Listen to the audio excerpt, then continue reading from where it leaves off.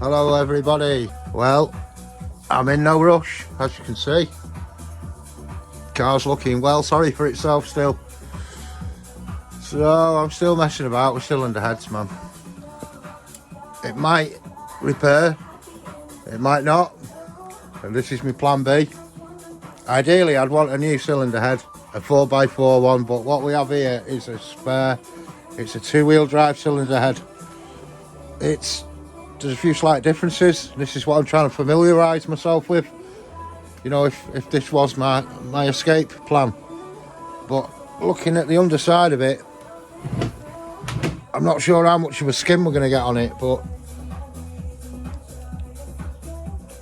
it's looking in better condition than mine. There's no scoring marks in the firing lines. That's pretty much nearly on its limit. But providing that's flat, that shouldn't clean up too bad. Our other differences, straight away you can see we've got a thermostat, temperature gauge isn't on here. Can I just interrupt and say there's a water rail that bolts to the 4x4 head,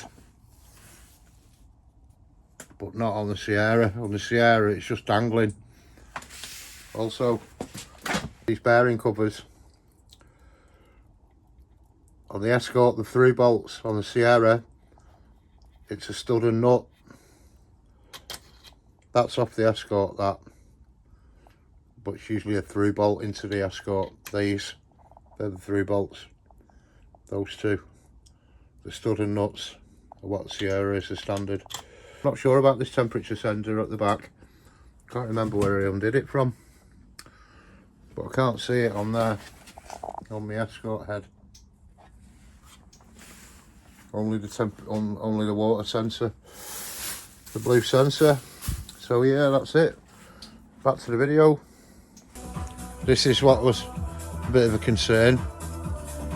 The thermostat housing, but they look identical, so you could run either on this head.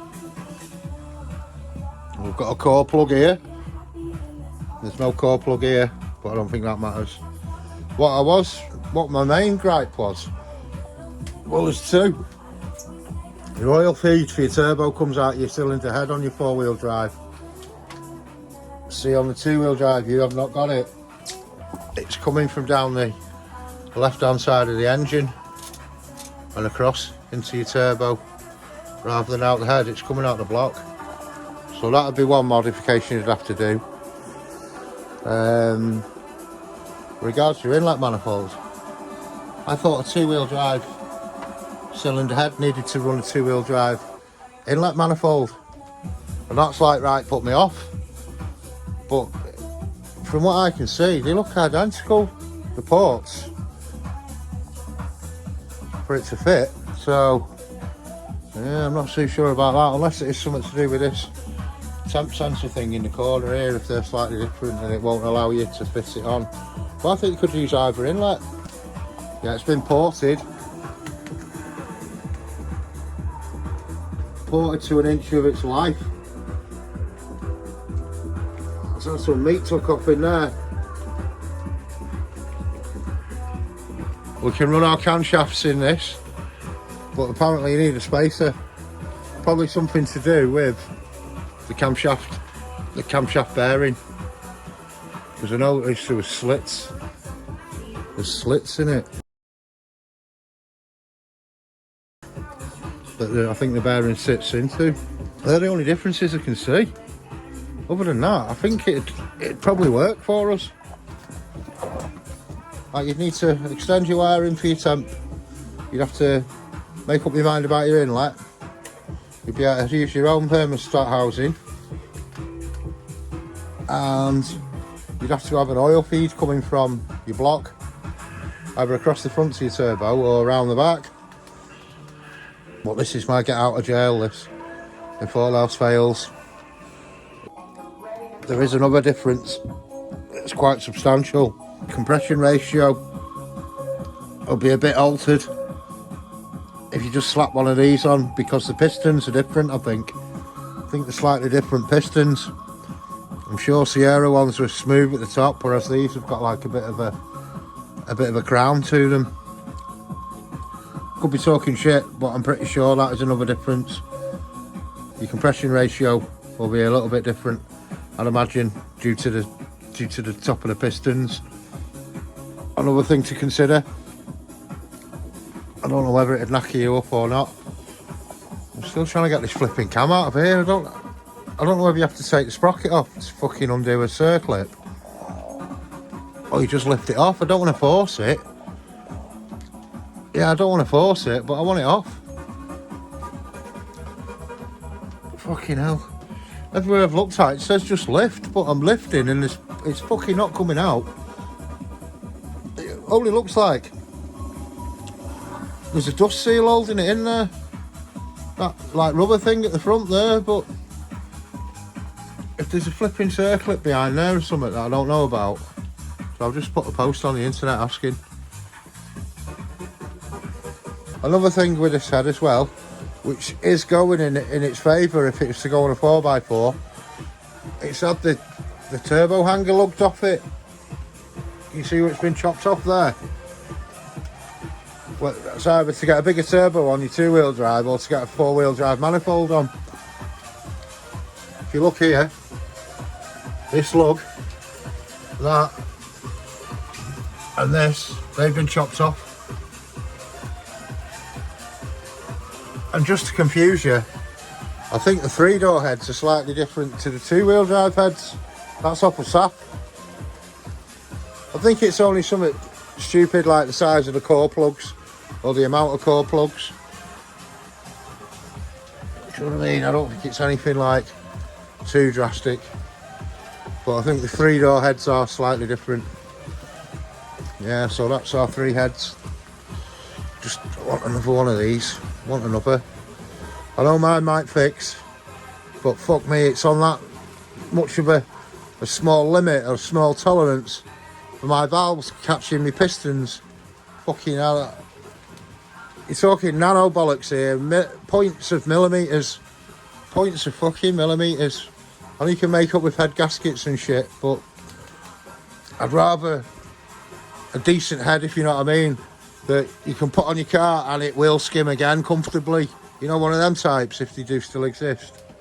But until then, good morning everybody. A little project for today. Try and clean this up a bit.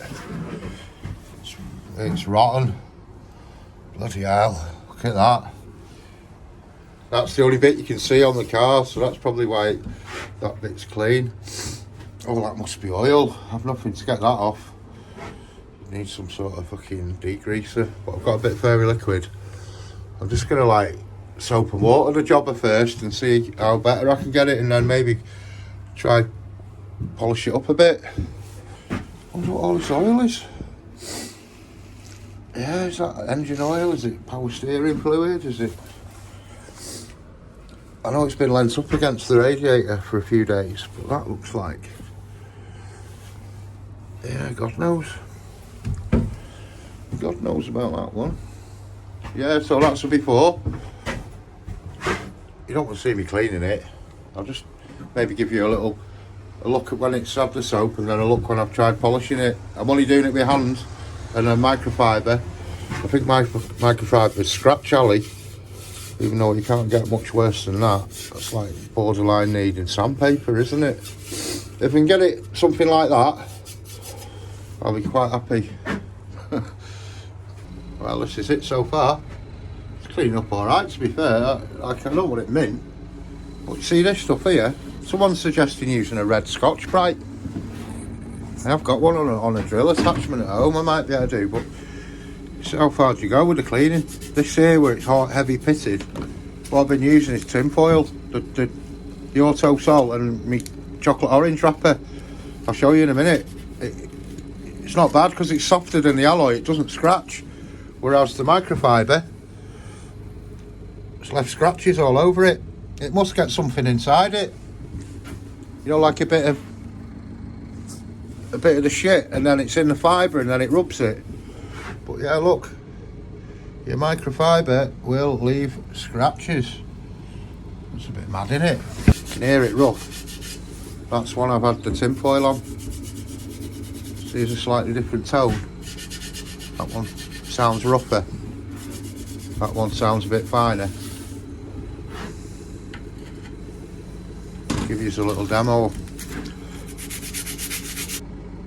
Obviously the pitting's still on there, but it's not raised like the side of a matchbox where you strike the match. It felt like that before. If you look, it's not like put millions of scratches in it either, the tinfoil. I got onto that cleaning some chrome handlebars a month or two back. I've tried it for a few things. Cleaning alley with tinfoil. It does it. It actually fucking does it. Mad as. It's still gash, but looks a bit better than it did this morning. Operator Wilson. Wonder if he knows that his intercooler's still going strong. 4 for the 4th. Oh, looks like 03. Yeah, it's old. 240 grit wheel. That's a bit that I've done, but you can't see it at the bottom. Well, if you look at it, it's not got rid of pitting, but it brings it up a bit. It leaves scratches though, very fine scratches. It's hard to get in this light. There, you can see the little light scratches off it. So it definitely scratches. It appears a lot shinier because it's millions of tiny scratches.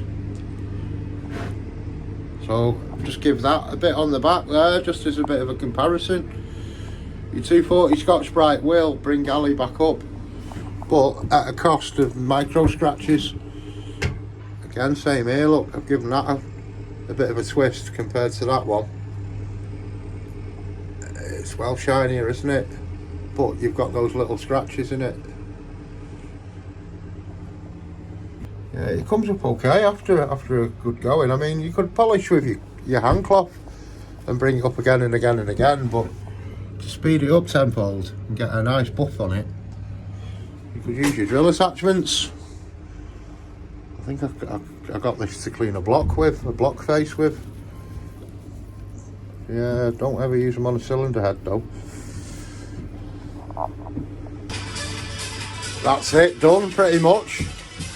You could polish it till you could see your face in it, but I'm not that bothered, to be honest. As long as it's clean, when I touch it and put it on, I'm not covered in oil. It's got oil on it, I know, but... And that's going to have to go, that Ford hose. I don't really like Ford hose, although boost hoses and air hoses, not too bad. Anything that's had water in it though, or oil, they're usually pretty shagged by now. So that'll be getting changed for a silicone jobber, I'd imagine. Yeah, this is it. This wire wheel, you could go at it all day and get it sparkling clean, but I'm not really about that. Well, that's it, done. It looks fabulous compared to what it did do. Although some of you might think, nah, it's for the bin, that. Testament to the guy who built it and the paste products. That's why they were so dear back in the day, because they were built to fucking last, man. 20 years later, it looks fine. Yes. Here's that lad, he fell off his bike last time. Fucking riding down the pavement. He fucking fell off his bike into the side of the road when they were digging it up. It was fucking hilarious. Fucking hell, he's trying to get some woman to help him up with his bike. And then, what was it, the week after? He snapped, what did he snap off? His indicator on the Harris fence. And then he's asking the gaffer, he's going, oh, will you pay for my indicator? Your fence has broke it. And we're like, your fence, mate? Shouldn't be fucking riding down the pavement. You're on a motorcycle. And he's like, looking at his indicator and looking at the gaffer. And he's like, on your fucking bike. No pun intended. Good morning, everybody. Bit of the white stuff today. Look at this. So today's project, try and get rid of that rascal. I know you can use the tune-up method, but I don't think we'll get two nuts on it. And I don't think this drill will quite have the minerals, but we can have a go. That's like some weird attachment I bought for it, an extractor I've never used, and we've also got this map gas I've never used either. Map gas plus gas, fucking hell. All the shit here, mate. So yeah, I'm just going to try and heat it up. I've still got to get it going yet. Well, it'll be nice and welcome the heat off that today. I'm going to try and heat up and unwind maybe, but I don't think that, like I say, that'll have the minerals. If not, Stuart, you might be doing this, mate, with your oxyacetylene that you offered. Nice one, dude. Just heating it up. Took a bit of doing to get the bloody gas going. I don't know whether you've got to get it glowing red. I'd imagine so. I believe heat the surrounding area, not the stud. Steaming like mad off the plus gas. It must have got quite warm, that. Used a bit of snow to cool it. Yes, lad. Yes, lad. That one's out. Yeah, man. Fucking buzzing. Hey, lad. Bit of the old plus gas and that fucking map gas, mate. So that's our stud out. You can see how the extractor puts nail marks in it. These. Roll over, you bugger. Yeah, then this thread, it's alright, so I don't really want to use the extractor on it. I want to take that out, don't get me wrong, but it's still threaded up, so I don't want to gnarl it up with this tool. It'll have to be the tune-up method to try and get that one off, or leave it on if I can't. But I don't want to start gnarling up the thread with that tool, so I'm going to have to put this one on ice, or on snow, should we say, for today. Well, getting that stud out, it was alright, but look at this now. Back to the drawing board. We've got a flipping crack in it, in the turbo housing. Right through, it's right to that actuator flap. So that is scrap. Fuck's sake. That must be the way the cookie crumbles on this one, people. Some you win, some you lose. It's an old turbo, don't get me wrong. But my God, I don't need this at this stage of the game. Fucking job's hard enough as it is, man. Yeah, cheesed off is an understatement. Ground worker, what a fucking melonhead. That's what he used to break into my shed with, one of them pins. He's left fucking how many? 6 fucking pins. I'll have to put that in the shed. Oh, that fucking cat's been for a look. Been up and down. Wonder if the cat spike stopped him or her. They don't seem to go any further than there.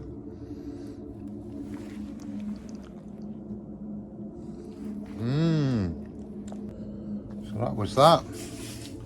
I'm absolutely wounded. I mean, it's an excuse to get a better one, but Jesus Christ, it's mega deer, man, mega deer. It's cold in here, look at this. We've got ice on the roof. Ice, man. Ice baby. Frosty Jack. Yeah, it's proper frozen in here. Must be well minus. Yeah, blow that turbo out your arse. What do you think? Keep the cats out.